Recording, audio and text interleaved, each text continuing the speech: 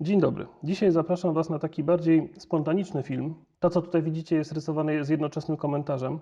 Jest to praca, która powstała na potrzeby naszego kursu online w tej dziwnej sytuacji związanej z kwarantanną. Tak, wrzucam to trochę jako ciekawostkę. Ciekaw jestem też Waszej reakcji, jak Wam się spodoba.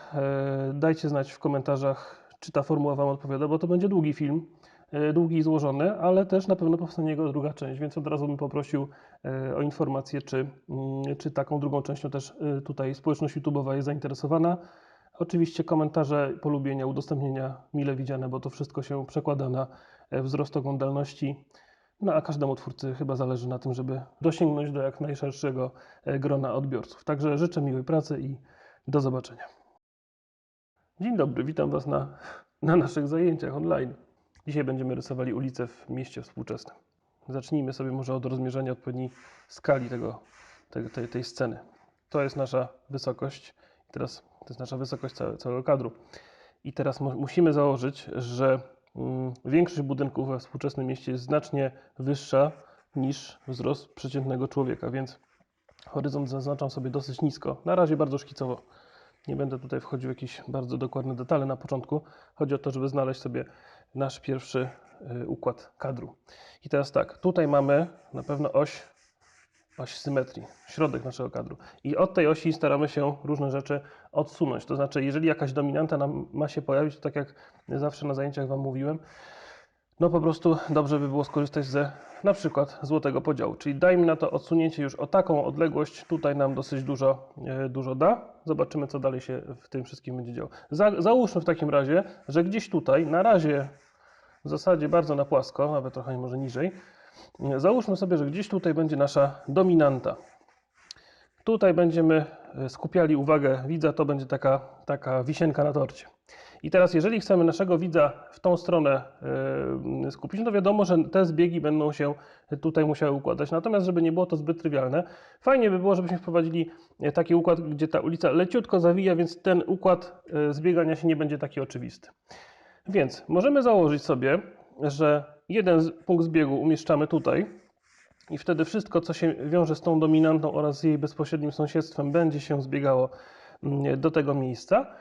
Natomiast to, co nas nakierowuje na te dalsze trzecie plany, będzie się zbiegało gdzieś w innym miejscu. Załóżmy sobie na przykład tutaj.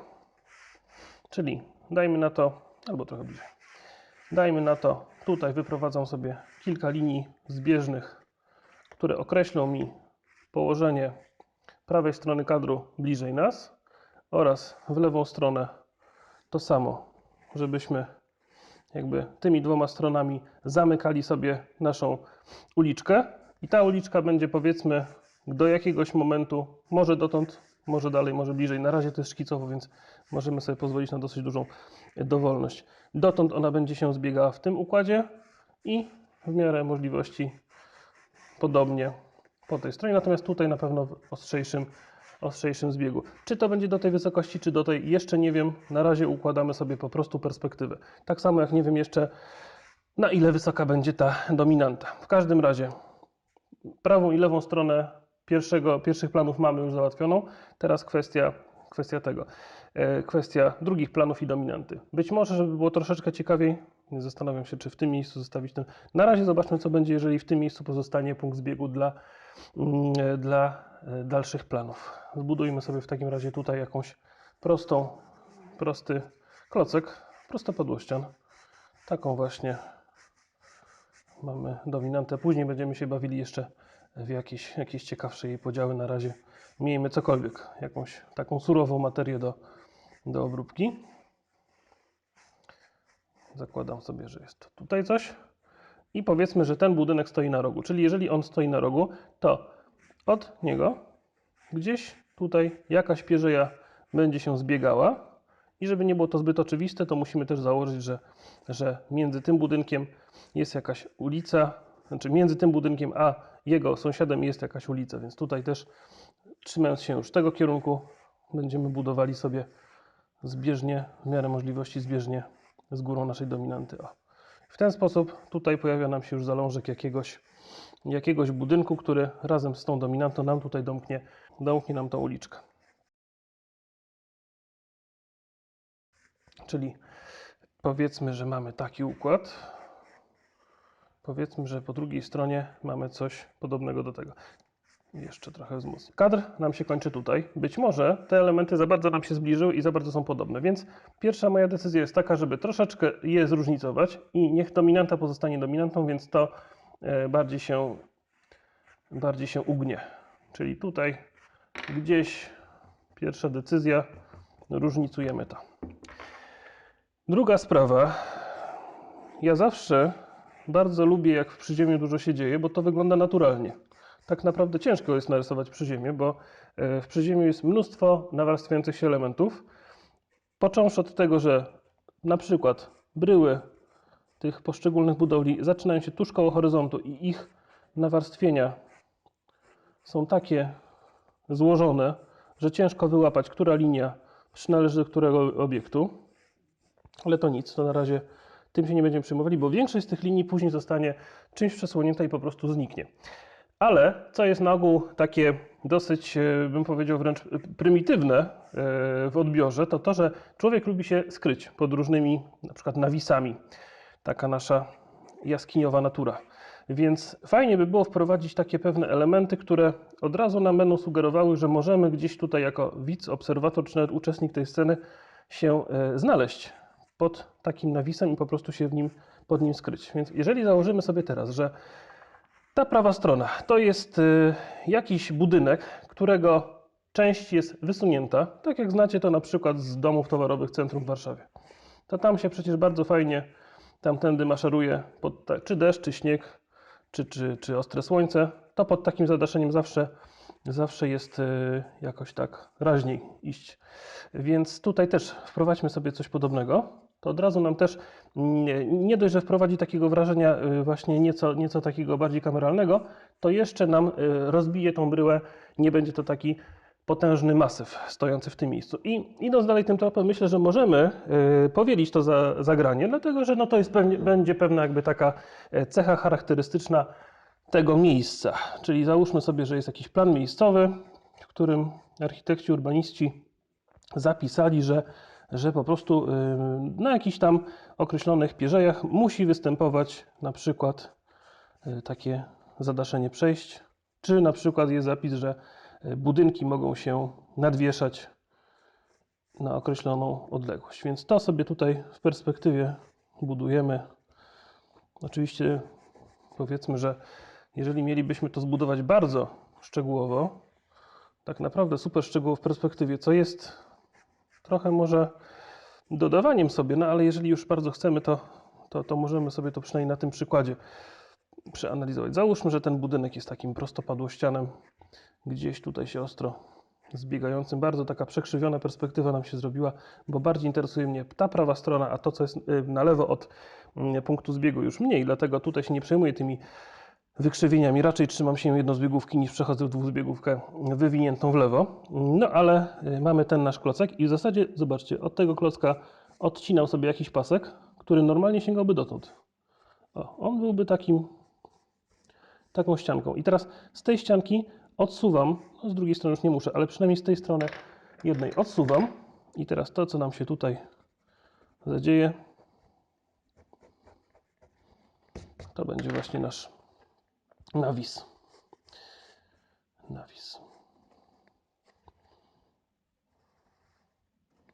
Tutaj oczywiście można by jeszcze się zastanawiać, jak bardzo tak naprawdę w tak ostrej perspektywie podejrzewam, że on mógłby być dużo płytszy w tym miejscu, ale żeby to było wyraźnie czytelnie widoczne, to zostawmy to tak, jak tutaj jest. Dobrze, więc tutaj mamy tę bryłę zbudowaną, no i jeszcze sobie przeskoczmy w takim razie tutaj. Tutaj raczej dobrze byłoby, gdybyśmy zachowali przynajmniej tę wysokość nawisu,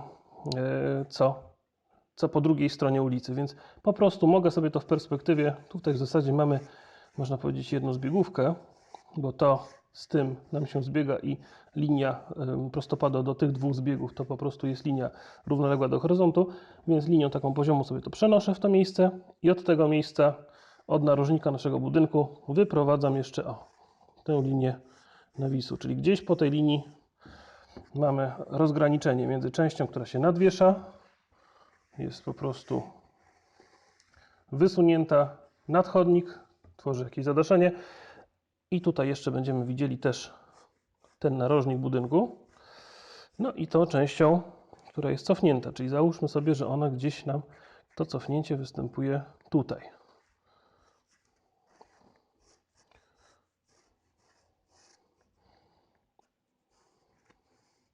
Na razie też dosyć szkicowo się to dzieje, chociaż tak naprawdę już na tym etapie można by próbować troszeczkę bardziej to konstruować dokładnie. Na pewno nie jest to jeszcze moment na kładzenie takich bardzo mocnych kresek. To, co jest trochę u mnie za mocne, bo wynika z poprawiania, to ja sobie jeszcze teraz przetrę, żeby też mi to później nie kolidowało.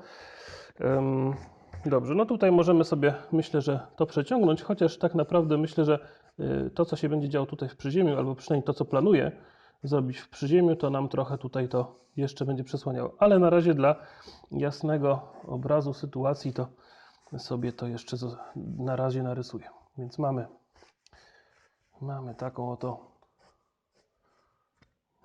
oto pierwszoplanową strukturę wprowadzającą nas do dalszej części. Więc tak, mamy dwa budynki, które się zbiegają w tym miejscu. Trafiamy na taką ścianę urbanistyczną, która nas skierowuje naszą uwagę troszeczkę w drugą stronę, aczkolwiek też przykuwa uwagę jednocześnie tą dominantą. I teraz po pierwsze, żeby pierwsze spotkanie widza z dominantą było ciekawe, na pewno trzeba się zająć tym, jeszcze dokładniej to podzielić, a później, żeby odbicie uwagi było również ciekawe, należy się zająć tym. Więc co możemy tutaj zrobić?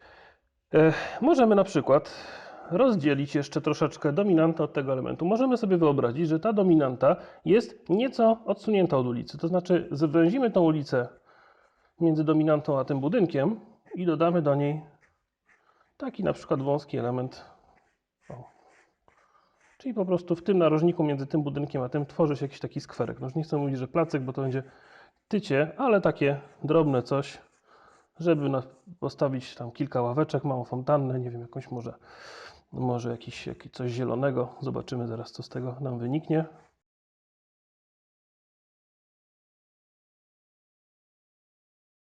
Sama nasza dominanta tutaj będzie trochę wysunięta i będziemy widzieli, że ona sobie ładnie tutaj rośnie.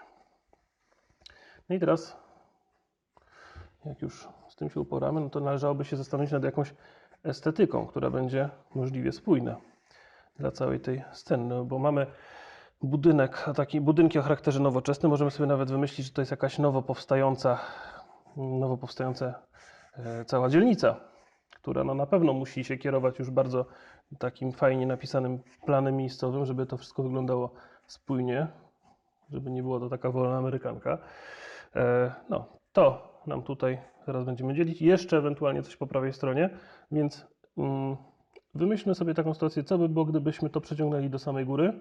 To by trafiało nam w to i tutaj by nam się urodził takie rozgraniczenie między niebem a budynkiem. Dobrze. Na tym etapie mamy pokazane główne bryły naszego budynku. Trzeba teraz sobie sprawdzić, czy to wszystko trzyma piony, czy nam się wszystko ładnie zbiega, czy nie tworzą się łuki, czy w zasadzie to chyba dwie najważniejsze sprawy. No dobrze, to w takim razie możemy dalej rysować, dodając kolejne, coraz drobniejsze detale. Bardzo przede wszystkim na początku uderza nas tutaj brak jakiejś sugestii co do przyziemia, więc myślę, że zanim skupimy się na budynkach, to jeszcze przynajmniej zasugerujmy tutaj jakiś podział drobny na to, co jest ulicą, a to, co jest ewentualnie chodnikiem. Może się pojawi jakiś tramwaj, torowisko, no i później jeszcze będzie miejsce na detale przyziemia. Więc przede wszystkim tak, na pewno wzdłuż tamtych budynków biegnie jakaś droga, więc tutaj musimy założyć, że jest jakaś ulica i tam samochody będą sobie hulały. Natomiast tu, gdzie jesteśmy, pewnie też jakiś dosyć szeroko mamy, więc musi się tutaj też pojawić jakieś rozgraniczenie między pieszymi a ruchem jezdnym. Więc no, dajmy na to, że poza tym szerokim zadaszeniem mamy jeszcze troszeczkę więcej przestrzeni na chodnik, więc powiedzmy, że ten chodnik sobie odprowadzimy aż stąd. O, i tyle tutaj będzie miejsca akurat, żeby dodać na przykład czy to jakieś miejsca parkingowe, czy to jakieś drzewka, latarnie, różne takie drobne elementy przyziemia. Mamy tutaj zaczyna nam się jezdnia, więc tak naprawdę jako obserwator stoimy na jezdni, trudno, może nas nic nie przejedzie. I wprowadzamy na przykład 2 pasy, dajmy na to tej szerokości i nawet może trzeci. 3 pasy, nietypowo, no ale cóż, może do skrętu w lewo jeden jest. I mamy w ten sposób utworzone przynajmniej jakąś delikatną sugestię co do tego, co się dzieje w przyziemiu, czyli pojawia nam się tutaj już chodnik, zakładamy, że tutaj być może później wzmocnimy, że ten chodnik zawija w prawo, ten chodnik zawija w lewo. No tutaj to, co się dzieje, to oczywiście też można by się jeszcze silić na jakieś podziały, no i zakładać, że tam gdzieś ten samochód sobie dalej może wjechać w końcu gdzieś tutaj, na tej wysokości, troszkę niżej niż ta mucha się zrobiła, ale gdzieś na tej wysokości,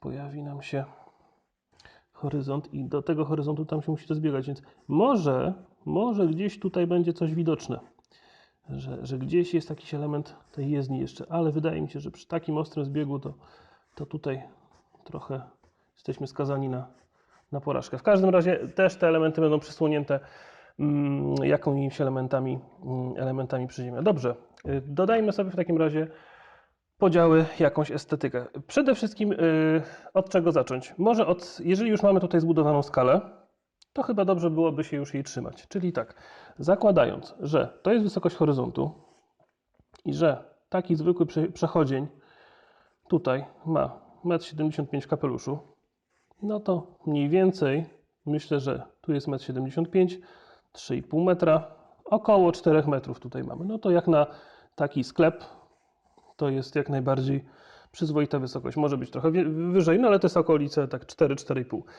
I jeżeli teraz mają się nam tutaj pojawić na przykład biura, bo to jest biurowiec z jakąś usługą handlową w parterze, no to biura mogą mieć albo wysokość zbliżoną do tego, ale raczej trochę niższą, na przykład 3,5-4 metry. Jeżeli to jest powiedzmy 4,5-4, to niech to będzie 3,5-4, czyli troszeczkę niżej. Troszeczkę niżej, czyli w perspektywie mogę sobie stąd po zbiegu przenieść na tę linię i teraz jeżeli to jest nasz element 4,5 metrowy, zakładam, to zmniejszamy go o trochę. Wiadomo, że nie aż tak dużo, bo jeszcze musimy w tej wysokości zmieścić grubość stropu od dołu, grubość stropu różnymi sufitami podwieszonymi. No ale załóżmy sobie, że no to gdzieś dotąd. No i teraz tę wysokość na pionie będę sobie odkładał. Czyli mamy tak jedną wysokość, drugą, trzecią, czwartą wejdzie. Powiedzmy, że wejdzie. Czy będzie potrzebna? To się jeszcze zastanowimy. W każdym razie w oparciu o tę linię możemy sobie teraz narysować linię od punktu zbiegu.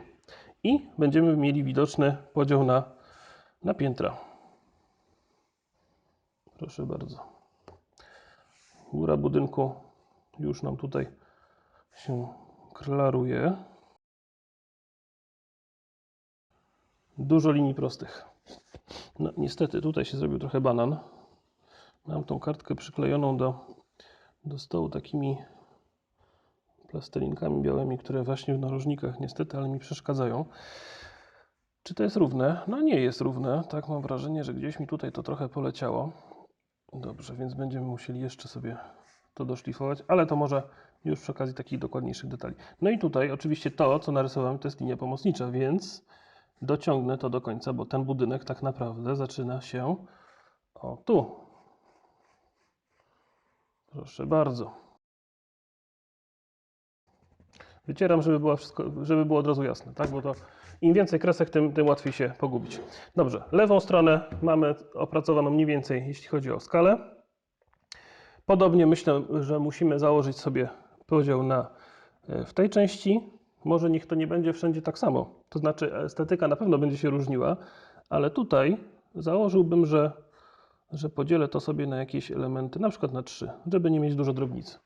Tu oczywiście można się bawić w te podziały poprzekątnych, czyli dobra, to jeszcze pokażę, bo to mogę sobie mówić, że upraszczam, ale żebyśmy wiedzieli, z czego upraszczam.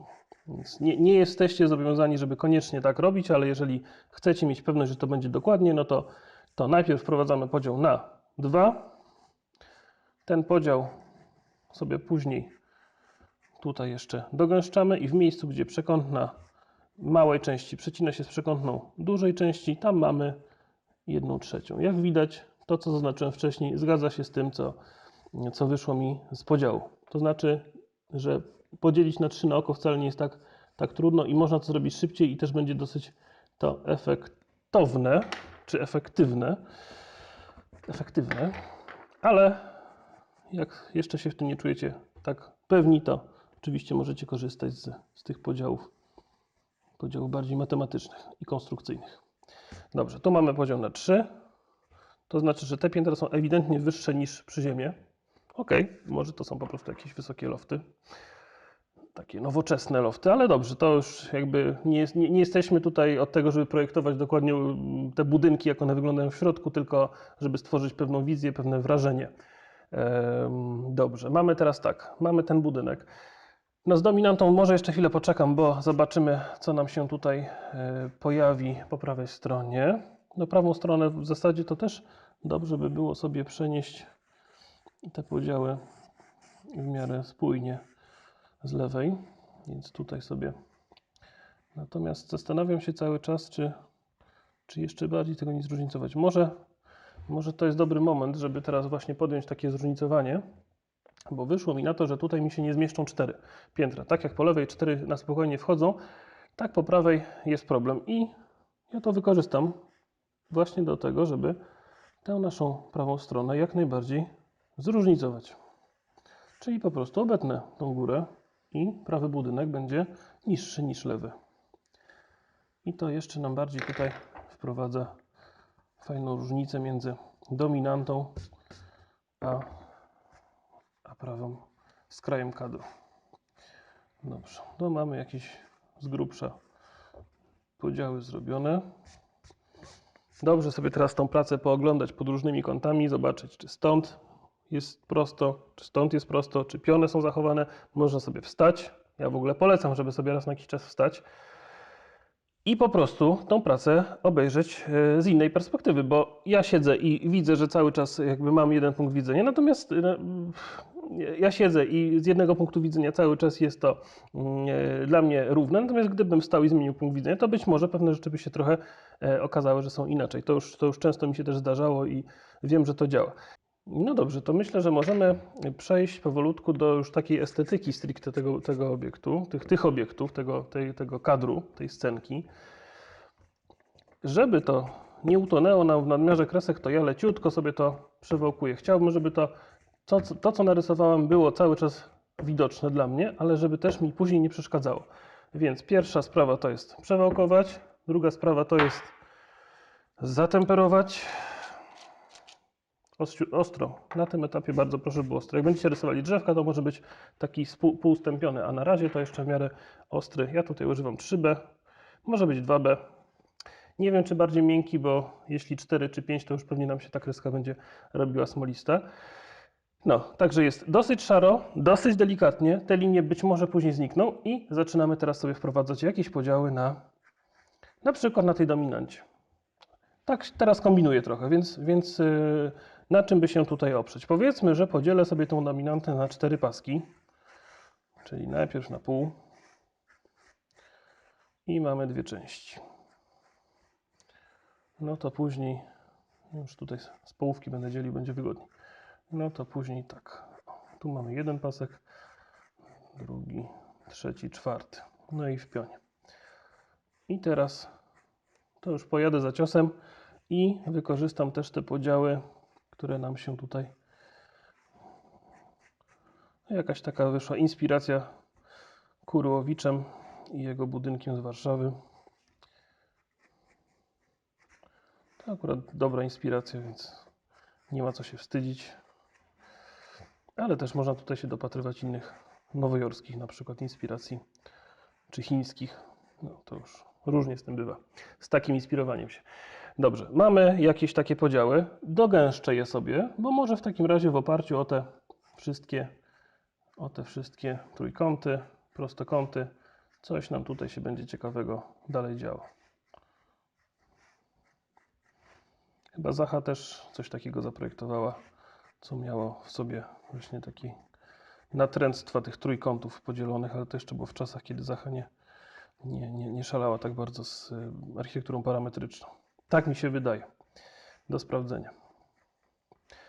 Mamy tak. No dobrze. To załóżmy sobie, że to jest pewna matryca, z której będziemy sobie to wszystko wycinali. I teraz na przykład tą matrycę gdzieś będę sobie chciał w grubości jakoś tam odbijać. Dajmy na to, że ten budynek będzie miał na przykład, co by tutaj zrobić? No na przykład on będzie się dzielił na dwie części, już nie przesadzajmy, na dwie części, czyli to będzie taki układ, który nam rozdzieli, że z tyłu jest rzecz niezmienna, a z przodu nam ta matryca jakoś będzie coś nam wprowadza jakieś podziały. Więc powiedzmy, że w takim razie od góry jadę, wycinam na przykład po tym fragmencie, tu po zbiegu wklejam to do środka. Już pojawia nam się tutaj jakieś takie rozwarstwienie. Tu będzie narożnik, tam będzie narożnik. Tutaj na przykład pojawi nam się pion.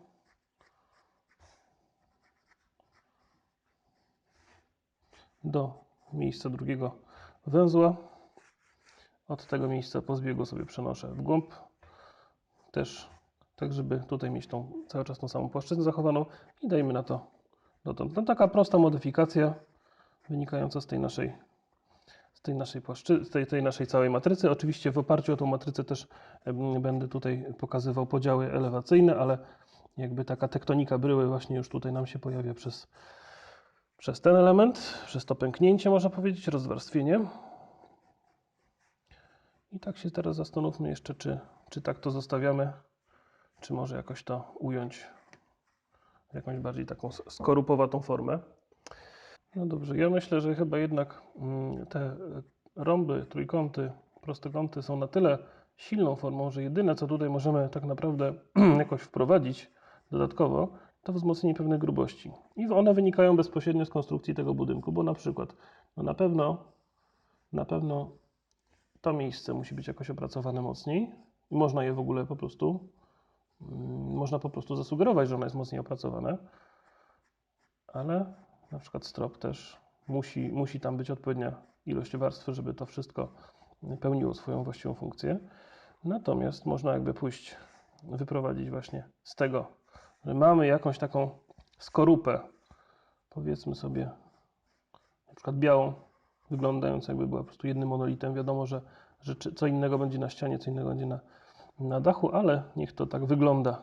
Niech to łudzi widzę, że to jest taki właśnie monolit. Architekci bardzo lubią takie monolity, więc niech to oszukuje wszystkich postronnych. Mamy coś takiego, a wszystkie te pozostałe elementy sobie tutaj lekko będę wzmacniał. I tutaj duża uwaga, żeby się pilnować, że te linie się nie wyginają. One muszą po prostu nam tutaj ładnie po liniach prostych się układać.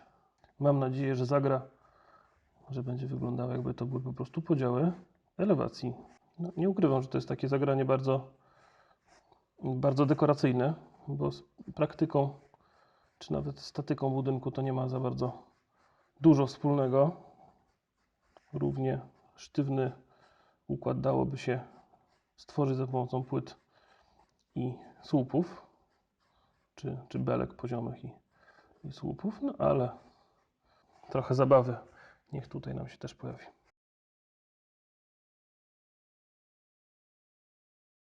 No i teraz z tego naszego skwerku, który był między tym budynkiem a jego sąsiadem, stworzyło się coś większego, co wręcz zachęca do wejścia do takiego budynku. No tutaj to wejście gdzieś może na przykład, może być jakaś sugestia, że ono się znajduje w takich niszach pod tymi trójkątami. No tu oczywiście też nie możemy zrezygnować z takich podziałów, bo to na pewno się pojawi, ale obawiam się też, że nie unikniemy podziałów jeszcze bardziej gęstych, bo po prostu tam są stropy.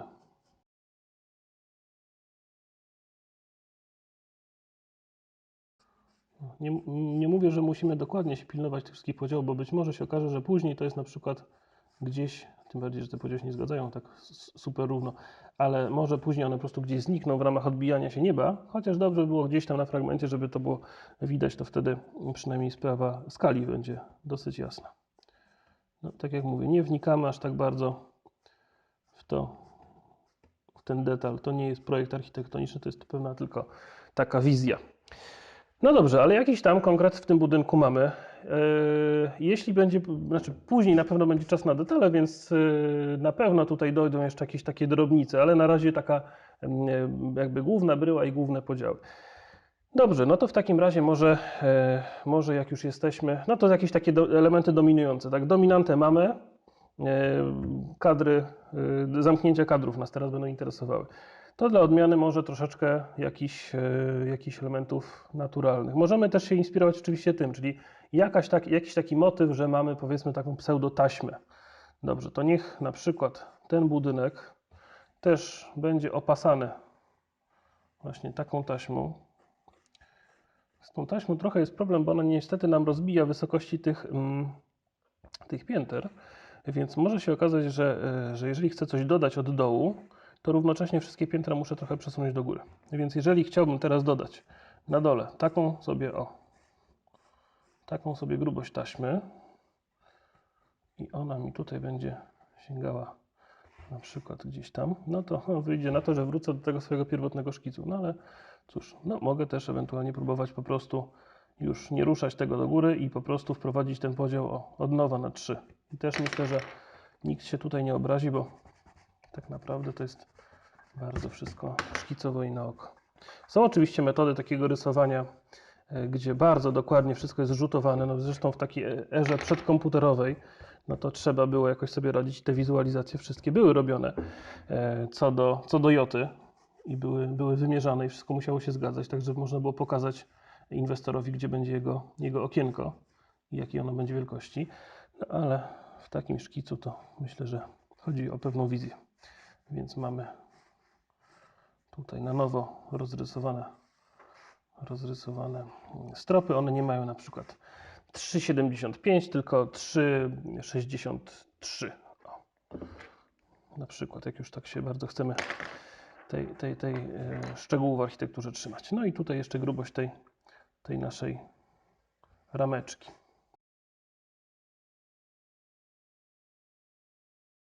No dobrze, tylko że ta rameczka też najpewniej nie będzie aż tak bardzo zlicowana z tym podziałem. Jeżeli tutaj zakładamy sobie, że na przykład to są jakieś tafle szklane, zaraz może je czymś rozbijemy w pionie, bo to takie nudne się zapowiada, ale na pewno też fajnej to tektoniki nabierze, jeżeli trochę tutaj się z tym odsuniemy. Czyli na przykład dajmy na to, w perspektywie po prostu odsunąłem tutaj ten element, przenoszę go sobie w pionie. Tutaj mogę konstrukcyjnie, chociaż to akurat nie będzie w ogóle widoczne, ale jak chcecie, to można oczywiście to tak konstruować z nimi, tymi wszystkimi prześwitującymi.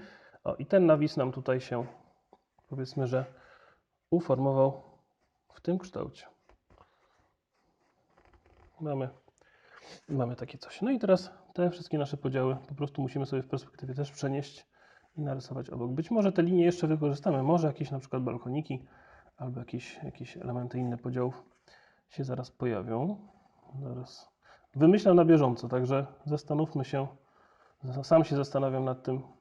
Zresztą jak wy rysujecie nawet ze mną tą pracę, to nie znaczy, że musicie wszystko powtarzać dokładnie tak jak ja. Możecie sobie dochodzić do pewnych elementów razem ze mną, a potem wprowadzać własne modyfikacje i wręcz nawet do tego zachęcam. To na pewno będzie też coś ciekawego.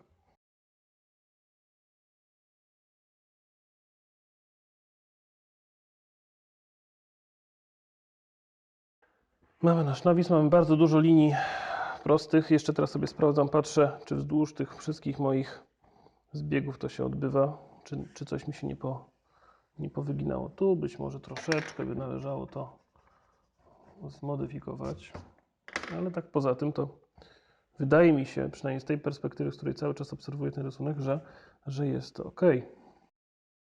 No cóż, widzę, że niestety ten rysunek się robi dosyć długi i nie zapowiada się, żeby był dużo krótszy, więc być może tą pracę będziecie musieli sobie rozłożyć na trochę dłużej. Oczywiście to nie jest tak, że musicie to narysować szybko już dzisiaj, możecie zacząć dzisiaj, a skończyć sobie to w czwartek albo w piątek.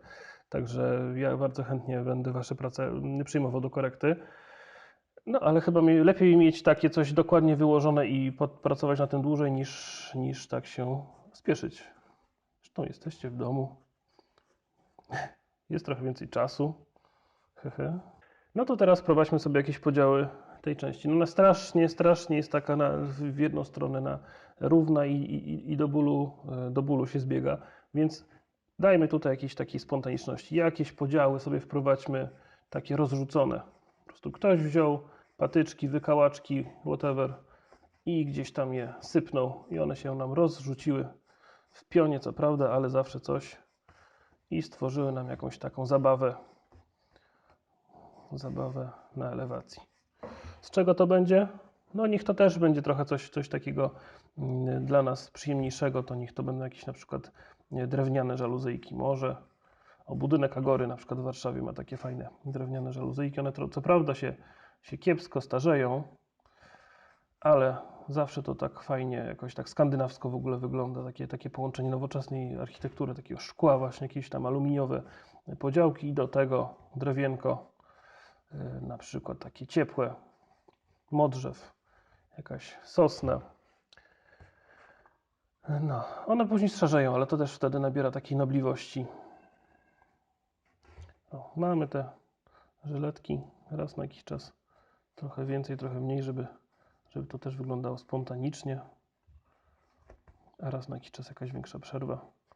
Właśnie, żeby podkreślić, że to nie jest takie wszystko wymierzone od linijki. Oczywiście te podziały, one tam w prawdziwym projekcie, a tak się dzieje, że takie rzeczy się robi, to one są na ogół jakoś z tym wnętrzem powiązane. To znaczy być może na przykład tam, gdzie jest ich większe zagęszczenie, to są jakieś biura pojedyncze, na przykład jakieś po prostu pokoiki, a tam, gdzie ich jest mniej, tam na przykład może być jakiś hol, korytarz, czy jakaś sala konferencyjna. No z grubsza chodzi o to, że takie żaluzyjki mają nam filtrować światło słoneczne, które wpada do takiego budynku. No i po prostu rozbijać je, czyli po prostu jesteśmy jakby nie narażeni na bezpośrednie padanie promieni słonecznych, tylko gdzieś one tam się odbijają, tworzą jakieś cienie. No i na ogół, jak jest taka słoneczna pogoda i stoimy przy takiej tafli pełnej szkła, no to wtedy nie jest aż takie to dla nas uciążliwe. No dobrze, mamy te wszystkie żaluzyjki. Tutaj jeszcze bym chciał podkreślić te elementy dzielące nam poszczególne piętra, no bo tutaj na pewno jakiś element konstrukcyjny w tym budynku się pojawi. Chociażby nawet jakaś mała beleczka do ściany szklanej, no bo to wszystko tutaj między tymi drewienkami to jest szkło. No ale już jakoś nam się ta cała zabawa rozbiła. I teraz, żeby to skontrastować z tym, to wydaje mi się, że dół powinniśmy potraktować jako po prostu takie szklane pudełko. To znaczy, to są sklepy, tutaj jest wystawa sklepowa, więc każdy sklep się chce jak najlepiej, jak najbardziej pokazać. Więc po prostu dajmy sobie tutaj jakiś szeroki rozstaw, słupeczki. Tam dzięki temu zyskamy trochę jeszcze widoku, co się dzieje z tyłu. Więc tu nam się jeszcze pojawia jakiś słupek z tylnej części. Na razie nie wnikam co dalej, ale mamy takie wrażenie, że znaczy oczywiście tutaj jeszcze jedno takie zagrożenie. No w tym miejscu na pewno się pojawi coś grubszego, bo to jest przecież słup i ta cała górna część oczywiście, że się musi utrzymywać na jakichś większych słupach, więc może ja się trochę tutaj zagalopowałem i być może musimy pomyśleć o tym, że jednak to nie będą takie aż drobne słupeczki, bo po prostu tu muszą być słupy. I na tych słupach cała ta góra się po prostu trzyma. A przy okazji do tych słupów są doklejone wszystkie te elementy nośne ściany szklanej.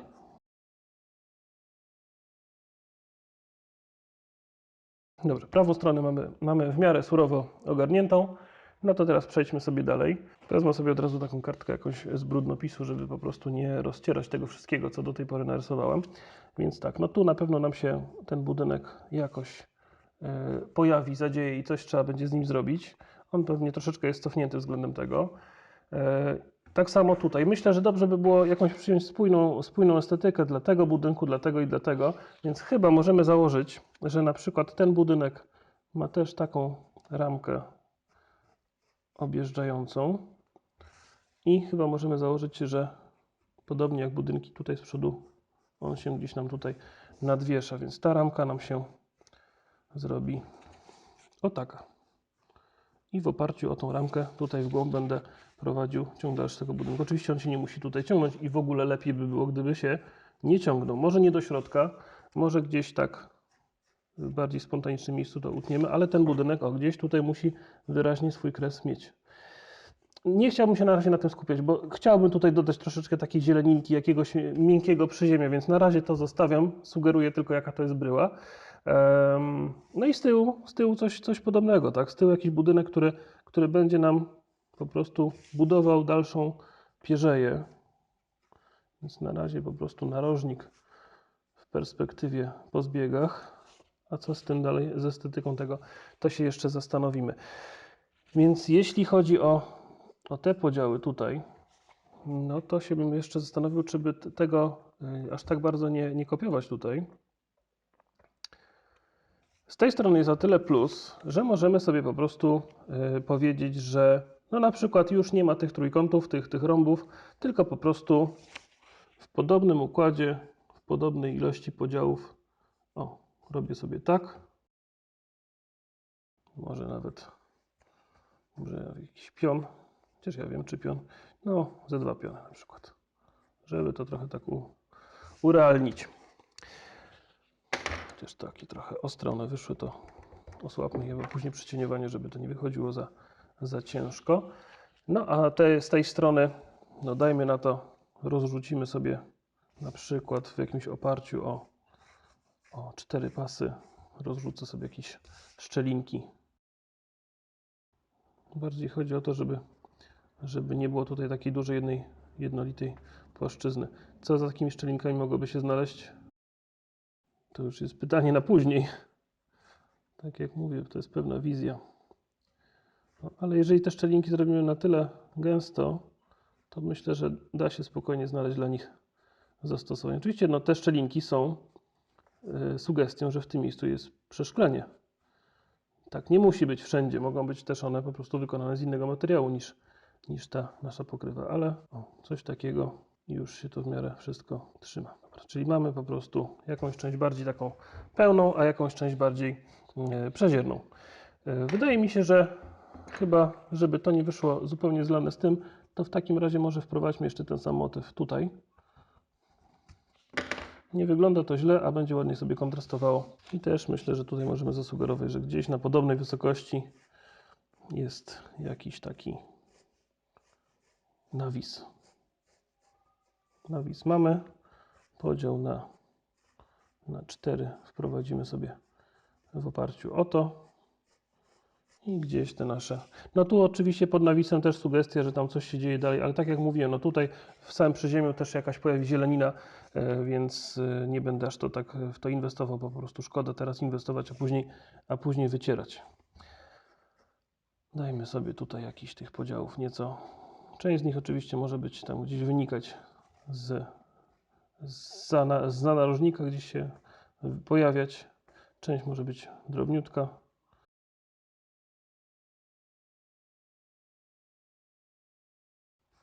Tutaj akurat narożnik ładnie się jeden z drugim podkreśli. No i jak najwięcej różnorodnych tych podziałów, żeby to wyglądało tak spontanicznie, nienachalnie, nietotalitarnie, bo takich geometrycznych podziałów to my mamy w naszym otoczeniu niestety mnóstwo z poprzedniego słusznie minionego systemu. Więc starajmy się, żeby ta architektura nowoczesna, która też jakaś jest dosyć surowa i minimalistyczna, ale żeby ona była w tych swoich surowych podziałach jednak taka elegancka i niegniotąca. No dobrze, zaczyna to nam wyglądać. Na razie jest bardzo surowo. Ja wiem, kąty proste, kąty ostre, więc na pewno tej zieleniny i drobnicy jakieś nam się przyda. Detale, słuchajcie, takie jak na przykład reklamy szyldy, jakieś no, przychodnie, tak? Ludzie, latarnie. To wszystko nam się tutaj na pewno bardzo przyda i zaraz będziemy o tym sobie myśleć. Tylko jeszcze pójdźmy z tą surowością do końca, żebyśmy już do końca mieli obraz, jak to surowo wygląda, żeby później było wiadomo, jak to bardziej zmiękczać, dzielić jeszcze bardziej i tak dalej. Weźmy na warsztat ten budynek. Mamy już podziały na 3 piętra. On jest, wyszło na to, że on jest dużo bliżej niż ten. To znaczy tak jakby między tym budynkiem a tym utworzyła się dużo większa przestrzeń. To wynika raczej z tych podziałów, bo tak jak mówiłem, tutaj te wszystkie drobnice, to one nam nikną.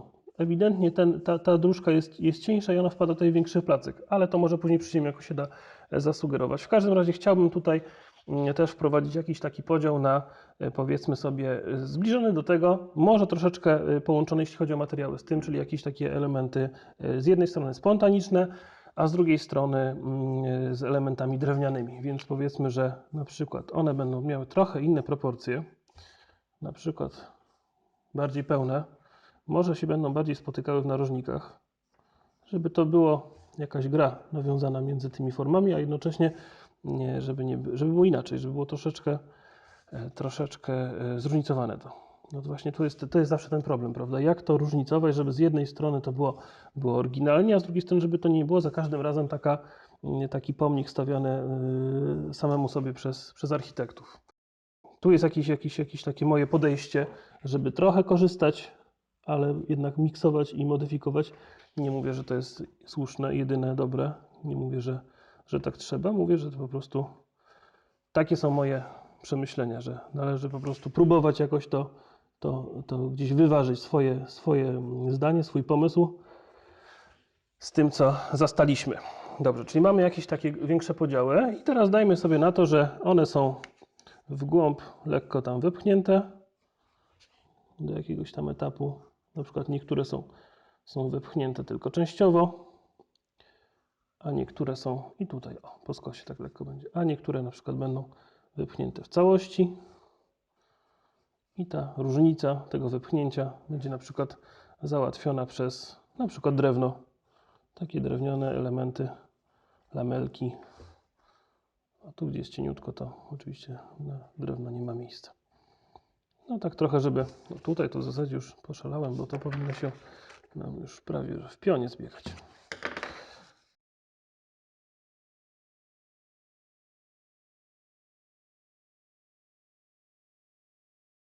Tak sobie zasugerujemy, że to się tutaj coś dzieje drewnianego.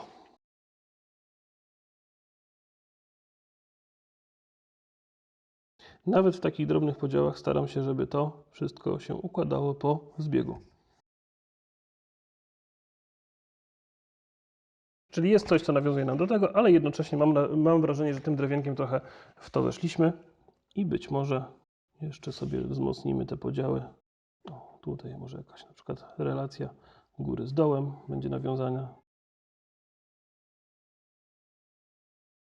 No dobrze, to ten budynek w miarę jest ogarnięty. I teraz, żeby dół wyglądał spasowany i ciekawy, to może tutaj wprowadzimy więcej drewna na przykład. Tu już się pojawi nam na przykład samo szkło i samo drewno w takim wydaniu zbliżonym maksymalnie do tego. Tylko trochę muszę to wyczyścić. No i też muszę się liczyć z tym, że sporo tu będzie zasłonięte, więc przynajmniej opracuję sobie ten narożnik, bo jego bym chciał tutaj zostawić jako widoczny, a resztę tutaj na przykład gdzieś odtąd, tu zostawię sobie trochę miejsca na jakieś drzewo, może jakąś tam mniejszą architekturę zobaczymy. Trochę pionów, jakieś nawiązanie na przykład do tej góry, znowu kilka pionów i tam już zostawimy sobie przeszklenie. Dajmy na to, niech to tak wygląda. Tutaj w środku trochę będzie jeszcze też coś widoczne z tej witryny, ale to na razie sobie tak zostawiam. I wtedy to wydaje się lżejsze, a to na dole się będzie wydawało cięższe. No dobrze, to mamy w takim razie już tylko tę część, która nam została z tej naszej surowej architektury współczesnej. Zaraz będą drzewa, bo mi też jest z tym niekomfortowo, że tutaj jest tak bardzo surowo, betonowo. Spokojnie, jak to trochę zielenią potraktujemy, mam wrażenie, że to dostanie trochę, że tak powiem, uroku. Będzie to przyjemniejsze w odbiorze, o to chodzi. No dobrze, ale żeby to zrobić, to w takim razie musimy skończyć to. Przyszło mi na myśl jeszcze takie rozwiązanie, żeby sobie z kolei tę stronę bardzo tak regularnie podzielić. Czyli na przykład, wykorzystam ten podział wcześniejszy, czemu by i nie. I wprowadzę takie podziały, no powiedzmy, że możliwie zbliżone do kwadratów. Taką sieć wprowadzę ale taki nie rosyjski, tylko włoski racjonalizm. No, co prawda styl o takich konotacjach ideologicznych nieciekawych, ale jednak pod względem formy to jest to rzecz elegancka. Więc będziemy mieli, dajmy na to takie podziały. No i teraz za pomocą kopiowania po prostu mogę sobie je przenieść dalej, czyli tutaj kopiuję. No i tak sobie skopiuję, chociaż tak naprawdę dosyć to wychodzi nachalnie, że dużo tych podziałów jest, ale na razie niech to będzie zasugerowane wyraźnie. Także dzielimy i dodajemy grubości.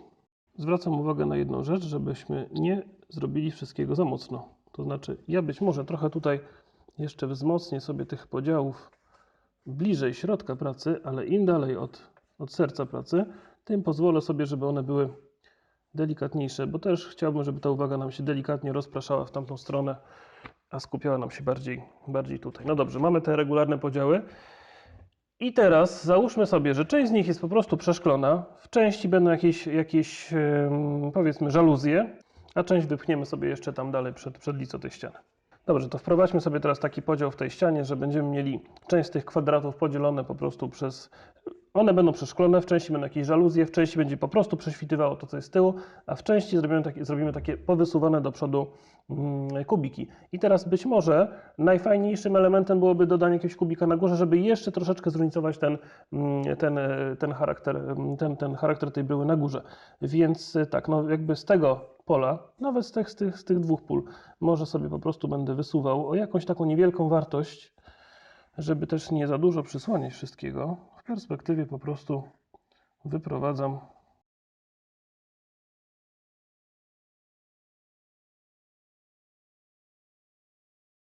i mamy taką na razie wstępną bryłkę wysuniętą.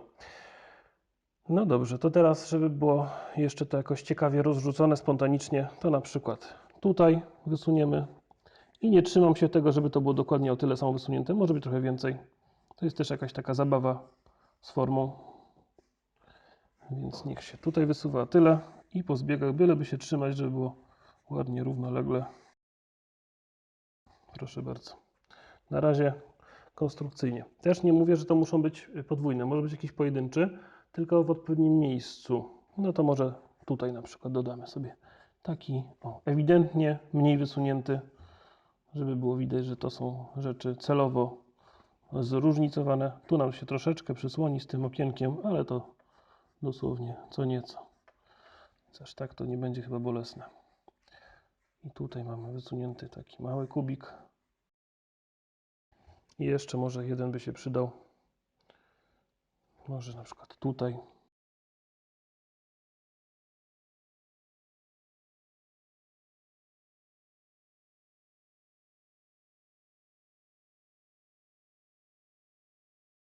No dobrze, i tutaj możemy sobie od razu, może najpierw tylko powycieram wnętrza, żeby nam już tutaj za dużo się kolizji nie robiło.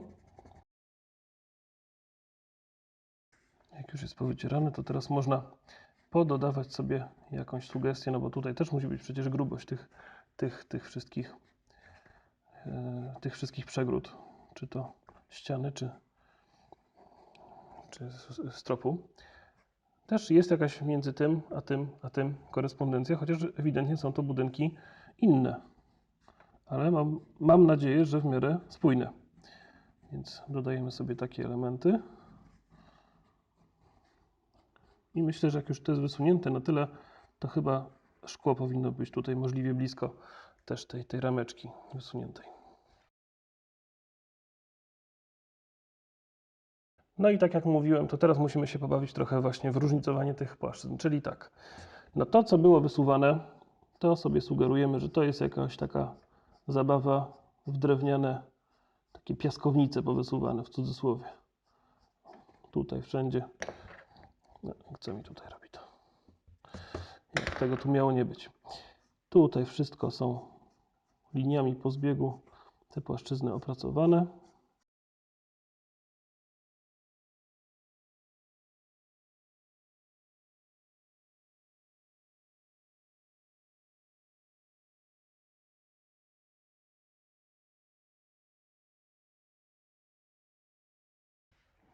No i teraz możemy też zaznaczyć, że jest jakaś tutaj ramka co do okien, co by się okno dało otworzyć, albo przynajmniej obsadzić. Więc gdzieś ona tutaj może być. No i na przykład ta ramka. Zastanawiam się, a może zostawimy taką jedną dużą taflę. To jest technologicznie wykonalne, chociaż trudne, no ale pełen bajer, centrum miasta. To na biednego raczej nie trafiło. Postaw się, zastaw się. Przecież jak się robi takie wieżowce czy biurowce, to się też chce zbudować jakiś wizerunek.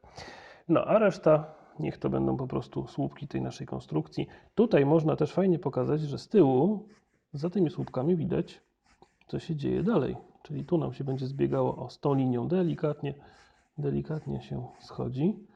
Być może nawet tutaj też. I te miejsca też będą dobrym pretekstem do tego, żeby pokazać, że tam w środku coś jest i co tam jest. Czyli na przykład tutaj już będzie widoczny słupek jakby w prześwietleniu tam w głębi i tak samo tutaj widzimy strop. Strop nam zasłania górę, ale ten słupek tutaj będzie się układał dalej. I na przykład tak się to jeszcze dotąd sięgnie. No tutaj oczywiście coś się musi stać, ale od razu to dostało trochę takiego ażuru. Być może nawet coś podobnego by tutaj było widoczne, chociaż a może nam to zbuduje trochę takiej jeszcze dodatkowej przestrzeni. No dobrze, tu jest tak. No i ostatnia rzecz z tego budynku po lewej stronie, no to jest oczywiście przyziemie. Tutaj mieliśmy tą wyraźną ramkę. Teraz dobrze by było sobie dodać jeszcze jakiś taki pasek na przykład na reklamy, no bo tutaj jeżeli będą jakieś sklepy, no to wszystkie te szyldy gdzieś się muszą tutaj pomieścić. I tutaj już bym za bardzo nie cudował, po prostu dodajmy sobie zwykłe podziały w tej tafli szklanej. Myślę, że tam w prześwietleniu jakieś słupy też wnętrze będą widoczne, ale to później. No i tutaj ewentualnie też coś będzie widać, że gdzieś tam za tym szkłem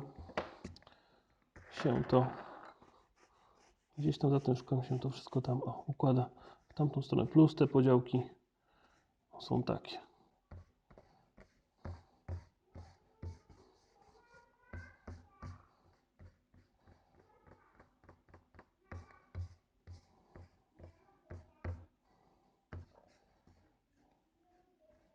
Nie wiem, czy słyszycie moje dzieci, które teraz mówią, że się nie lubią. Nie lubię cię na zawsze. Tak, a potem się bawią razem i nikt nic nie pamięta. Dobrze, i ostatnią rzeczą, która tutaj naprawdę brakowało i nadal brakuje, to są detale i to jest przyziemie. I teraz nie chcę wchodzić w to wszystko naraz, dlatego że już i tak bardzo to długo trwa. Podzielimy sobie tą pracę po prostu i zrobimy sobie część teraz, część w kolejnym filmie, na przykład za tydzień. Ale przynajmniej zasugerowałbym, bo boli mnie to i bardzo bym chciał, żeby już przynajmniej jakaś sugestia tego ratunku była, gdzie tutaj będzie coś, co nam tą scenę zmiękczy, czyli na przykład jakieś fajne drzewko nam się tutaj pojawi, może tutaj obok drugie, może ono będzie przeświecało gdzieś tam z tyłu za tą witryną, tak? Takie drobne sugestie. Tutaj gdzieś jakiś szpaler drzew też fajnie by było wprowadzić, więc ja sobie po prostu część tych ostrych miejsc powycieram. Nawet tutaj może, no bo to nie musi wszystko być takie przecież takie kwadratowe wszędzie. O i teraz w tych miejscach, które mi się tutaj tą gumką dosyć tak nawet spontanicznie utworzyły, to za pomocą takiej rozdygotanej kreski wprowadzę sugestię, że tu jest jakaś zieleń i od razu to ożyje. Nie mówię, że to musi być wszędzie i że wzdłuż całej ulicy, bo gdzieś tutaj element jakiś przyziemia może będzie też potrzebny, żeby trochę tą scenę nam przytrzymać, ale dla takiego dodania no po prostu takiego ciepła tej pracy. No to zieleń oczywiście zawsze jest mile widziana w otoczeniu człowieka.